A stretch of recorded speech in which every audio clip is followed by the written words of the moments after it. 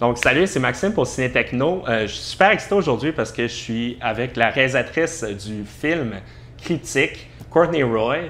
Donc, Courtney va faire l'entrevue en français avec nous aujourd'hui, ce qui est particulièrement bien pour notre page. Juste peut-être par curiosité pour commencer, est-ce que tu parles français depuis que tu es toute jeune? Tu as appris le français à quel moment? Quand j'ai déménagé en France, il y a 20 ans. Donc, j'ai grandi au Canada, j'étais anglophone. J'ai jamais appris le français, mais quand je suis allé en France, il y a 20 ans, je devais l'apprendre, quoi. C'est comme ça, mais non. Puis, puis dans le fond, ce que tu as fait dans le cinéma pour le moment, j'ai vu que tu as fait 3 courts-métrages avant de faire ce premier long-métrage-là. C'était tous des projets. C'était quel genre de projet exactement? Tous les courts-métrages avant? C'était quel genre? C'était vraiment c'était quoi? Il y avait Morning Vegas, il y a Slice of Heaven, et le troisième c'était quoi? Beautiful? Non? Ouais, je sais pas. Ces 3-là, c'est vraiment, en fait, c'était fait dans une atmosphère, dans un contexte assez relax, rock'n'roll. C'était pas un set de film professionnel comme on a fait avec Cryptic, avec un vrai prod, avec toutes les choses qui viennent avec un vrai prod professionnel. C'était moi, un chef-op, peut-être un mec qui fait les sons. C'était 5 personnes maximum, donc c'était très rock'n'roll. C'est des petits trucs que j'avais envie de faire, que j'ai écrivé, mais je savais même pas comment écrire un scénario. C'était vraiment juste un traitement plutôt, tu vois, que j'ai trouvé un acteur, Morning Vegas, c'est mon père, par exemple, qui a joué dedans. Donc c'était vraiment fait avec beaucoup d'amour et avec beaucoup de passion. Passion, tu vois, on était motivé, mais en même temps, c'était très, très easygoing, très rock'n'roll. C'est pas du tout comme on fait le cinéma. Donc le long métrage, c'était un bon apprentissage en fait, comment ça marche vraiment le cinéma, le monde du cinéma. C'était un baptism by fire. Justement, par rapport à ça, je ne sais pas, est-ce que tu serais capable de nous résumer un petit peu Cryptique? C'est quoi, en quelques mots? Cryptique. Je résume souvent Cryptique avec des questions. Donc souvent, je dis, on me demande de donner des pitchs, je dis, bon, en fait, est-ce que tu aimes bien les monstres? Ouais. Oui. Okay. Est-ce que tu aimes bien le mucus?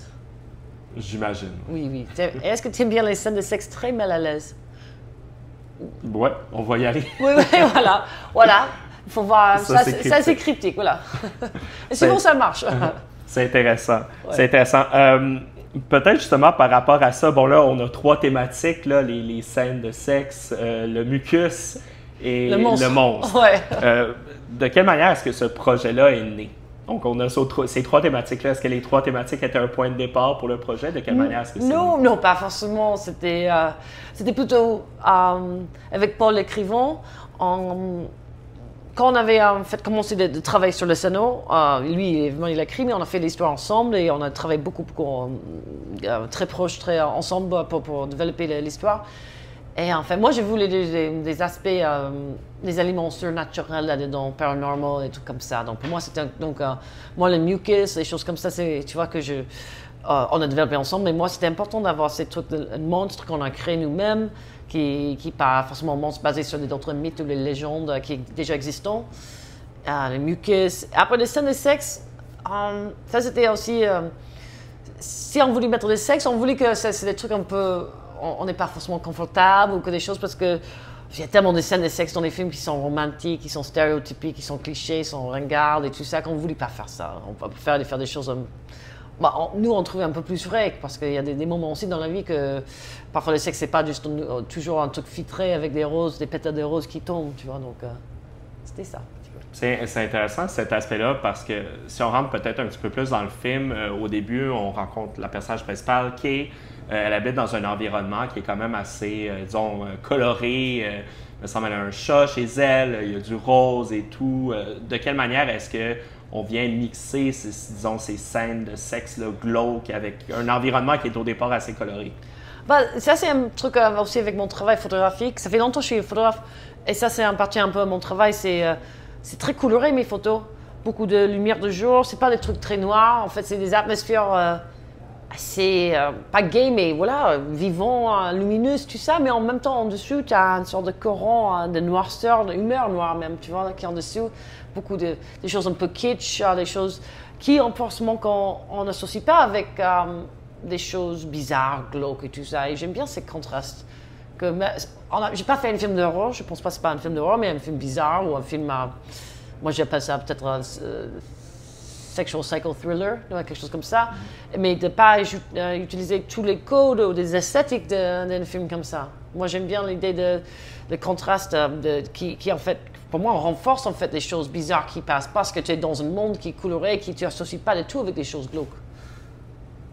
C'est intéressant, puis peut-être par rapport à ça, par rapport au film, bon, c'est pas un film d'horreur, ça m'a fait penser à d'autres œuvres comme, bon, il y avait l'idée comme, je sais pas, Le Petit Chaperon Rouge qui revenait, puis l'esthétique du monstre, ça me faisait penser un petit peu au film The Village de Night Shyamalan, mais je pense dans l'ensemble, ce film-là m'a beaucoup fait penser à Under the Skin.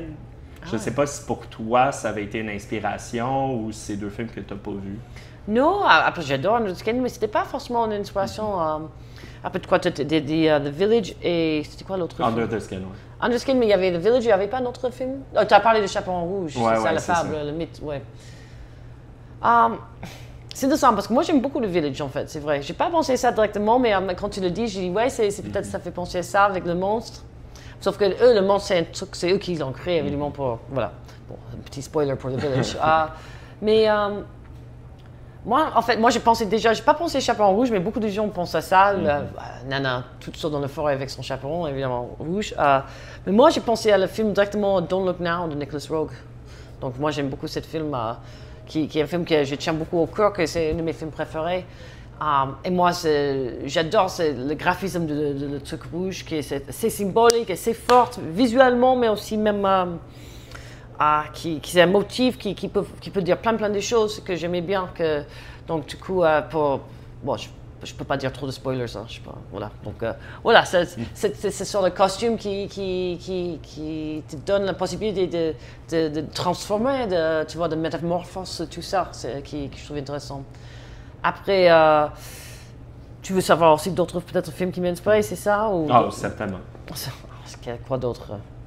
Un film que j'aime beaucoup, en fait, même comme Don't Look Now, c'est pas un film c'est pas du tout la même histoire, évidemment, mais c'est un film surnaturel avec plein des animaux dedans qui m'a touché beaucoup. Et après, j'aime beaucoup Donnie Darko. Mais en fait, parce que Johnny Darko, il y a des choses... Il joue avec le temps, tu vois. Il joue beaucoup avec le temps, c'est le passé, le présent, le futur. Mais en même temps, c'est une histoire sur le banlieue. Et il y a plein de choses drôles qui se passent là-dedans aussi. Donc il y a plein de choses dedans, ce film. C'est pas juste un film bizarre, inquiétant ou science-fiction. C'est drôle, c'est touchant, c'est une histoire d'une famille, mais en même temps, il y a des choses, ces trucs de time travel, voyager dans le temps. Donc, tout ça, ça m'a touché beaucoup dans ce film, que j'essaie de faire dans le mien. Voilà. C'est ça. Peut-être par rapport un peu à l'environnement, on parle de banlieue, là, il y a des scènes où on voit un petit peu comment... Je ne sais plus si la ville est mentionnée où le film se déroule, mais il y a beaucoup de scènes dans la forêt aussi. Je ne sais pas, est-ce que, là c'est un premier long métrage pour toi, est-ce que filmer dans la forêt comme ça, c'est un défi, trouver les bons endroits? Parce que bon, dans la forêt, j'imagine, c'est pas comme un studio, on peut pas raser plein d'arbres parce qu'on peut avoir une plaine dans un endroit. Non, tu laisses comme c'est, ouais. C'est ça, mais est-ce que c'est un défi de trouver des endroits spécifiques pour certaines scènes? Est-ce que simplement le côté pratique, est-ce que ça a été un défi? En fait... la forêt, il y a un côté pratique dans le sens, tu n'as pas besoin de construire d'autres choses, mais en même temps, oui, il faut trouver l'endroit où aussi tu peux tourner et tout ça. Mais oui, pas mal de scènes là, quelques scènes clés, c'était vraiment 10 mètres de la maison où je restais qu'on louait pour moi, parce qu'on était dans un petit village dans les montagnes en Colombie-Britannique. Et en fait, justement, on cherchait quelques scènes pour le début et la fin, cette scène. Et en fait, on galérait parce que je dis, bon, il faut avoir ça, mais en fait, je suis me balader dans la forêt et je le trouvais, je dis, le location, les hommes de location, en fait, regarde ça, on peut chuter là. Ils disent oui, donc c'était assez simple dans ce sens. Après, tout le reste est compliqué, mais oui, la location, ça va, ça allait en fait. Une forêt, c'est une forêt, quoi, tu vois. Donc, je trouvais que ça mettait bien aussi en valeur, comme on a des paysages, des fois, quand on se promène en auto, on voit comme les forêts canadiennes. Là, bon, étant canadien aussi, c'est sûr que pour moi, c'est un aspect intéressant. L'autre chose qui m'a accroché, c'est la musique. Je ne sais pas, pour la musique, est-ce qu'il y avait quelque chose que tu avais demandé au compositeur précis? Est-ce que tu avais quelque chose en tête? Avec Kane, le musicien, le compositeur, c'est Keynes McKenzie. Et lui, c'est un compositeur canadien qui vit à Vancouver.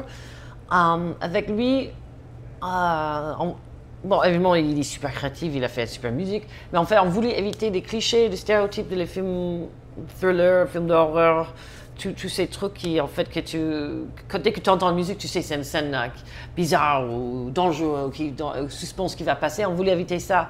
Donc, en fait, on voulait des choses vraiment qui jouent avec hors la boîte des codes de films d'horreur, thriller. Donc, on lui a donné vraiment, tu vois, on voyait des scènes quand ils étaient coupés, des trucs comme ça, on lui laissait tout ça, il faisait ses trucs, après il revenait, et on discutait, tout ça, c'était très organique, très libre. On voulait qu'il fasse ses trucs créatifs à lui, qu'il n'essaie pas de faire un truc où il se met dans un genre de horreur. C'est pas ce qu'il fait et c'est pas ce qu'on cherchait. On voulait que ça un peu plus original, quoi, un peu plus magique, magnétique et tout ça. J'espère qu'on a réussi. Oh, j'adore sa musique. Pour moi, c'est réussi. J'aime beaucoup la musique. J'adore le fin et tout ça, mais franchement, le fin, la musique, je suis toujours, waouh, c'est incroyable pour moi. Ouais, c'est beaucoup. C'est un film qui est intéressant parce que je trouve que tu arrives vraiment à créer une atmosphère du début à la fin. Une atmosphère qui met le public un peu inconfortable, mais on reste tout le temps curieux. Le public essaie de comprendre le mystère. Puis peut-être encore deux questions avant de conclure. Il y a un autre aspect que j'étais curieux. Pour toi, c'est un premier long métrage. Je regardais, comme tu l'as mentionné précédemment, tu as fait beaucoup de photographies avant. C'était quoi pour toi un défi peut-être de passer à ce rôle différent-là, de réaliser un film? Est-ce que tu avais certaines appréhensions? Est-ce que tu as fait je sais pas, un travail particulier pour te préparer à ce projet-là? Ouais. Ah oui, beaucoup. Ouais, c'est pas pareil que la photo, pas du tout. Ouais, c'est beaucoup plus compliqué. Donc, pour moi, je pense que le plus grand défi, c'était en fait d'essayer d'apprendre comment gérer des acteurs, tu vois, comment faire ce voyage avec les acteurs, les amener avec moi, avec ma vision et tout ça, comment communiquer avec les acteurs, tout ça, c'est une chose, tu peux pas juste, tu vois, avec des modèles et en photo et tout ça, c'est très très différent, tu peux être assez basique et c'est, pas limité, mais tu peux juste, ouais, tu souris là, tu bouges ta jambe, tu vois, tu parles jamais qu'un acteur comme ça, non, pas du tout, tu vois, donc ça, c'était vraiment mon préparation, c'est que je prenais des cours, comment gérer les acteurs. J'ai fait beaucoup de cours avec même des acting coaches, pas parce que je veux être comédien, mais justement pour comprendre ce que les procès qu'ils font pour eux-mêmes, pour se mettre dans leur rôle et tout ça, pour que j'ai avoir plus d'empathie pour eux, plus de compréhension de la démarche qu'ils font eux-mêmes. Tu vois, donc voilà. Yeah, ben, c'est intéressant de savoir le cheminement que tu as fait, mais j'imagine que là, en plus, avec le tournage après ça t'amène toute une nouvelle banque de connaissances. Ouais. Va te permettre. Mais justement, peut-être pour terminer, Cryptique, la première mondiale, je pense que c'était à SXSW. Southwest, yeah. Ouais, c'est ça. Là, on a présenté le film ici dans le cadre du Festival Fantasia. C'est quoi la suite pour Cryptique? Ça va sortir en salle, d'autres festivals? Je pense qu'on a encore quelques festivals après Montréal, que je pense que je n'ai pas le droit de dire encore, c'est parce que c'est pas officiel. Ouais. Mais oui, encore quelques festivals. Je pense. Je ne suis pas sûre quand, mais évidemment, sortir en salle, c'est sûr. Le Canada, c'est sûr. D'autres pays, c'est sûr. Donc, mais après, en fait, je ne sais pas où ils ont trouvé la distribution ou pas et tout ça. Donc, en fait, c'est vrai que je ne vais pas dire parce qu'en fait, je ne sais pas. En fait, même, je suis un peu dans le noir. Tu vois, on m'explique rien, sauf que quand c'est fait. C'est bon. Voilà. C'est bon, mais parfait. Fait qu'on espère que Cryptique va être disponible. En tout cas, il devrait être disponible pour être vu à un certain moment, que ce soit en salle. Ça sort au Canada, c'est sûr. Ça va sortir au Canada. Fait qu'on vous souhaite de voir le film Cryptique. Donc, c'était la réalisatrice du film, Courtney Roy. Merci. Ouais, merci à vous.